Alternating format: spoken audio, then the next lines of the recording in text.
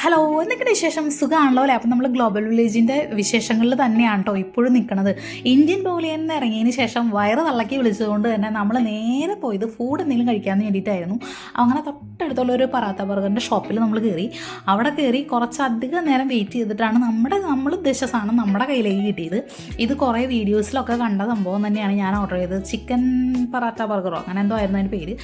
സംഭവം എങ്ങനെയുണ്ടെന്ന് വെച്ച് കഴിഞ്ഞാൽ സത്യസന്ധമായിട്ട് പറയുകയാണെന്നുണ്ടെങ്കിൽ പ്രൈസ് വളരെ കൂടുതലും ക്വാണ്ടിറ്റി വളരെ കുറവായിട്ട് ഞങ്ങൾക്ക് ഫീൽ ചെയ്തു. 35 dirhams എന്തോ ആയിരുന്നു ഇതിൻ്റെ റേറ്റ്.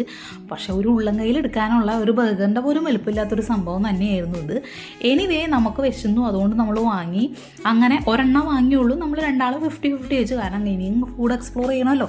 അപ്പോൾ അതിനുശേഷം നമ്മൾ പോണത് അടുത്തൊരു സ്റ്റേഷനിലേക്കായിരുന്നു. സത്യത്തിൽ ഈ പവലിയനിൽ കയറണമെങ്കിലും ഭംഗിയാണ് പുറത്തെ കാഴ്ചകൾ കാണാനായിട്ട്.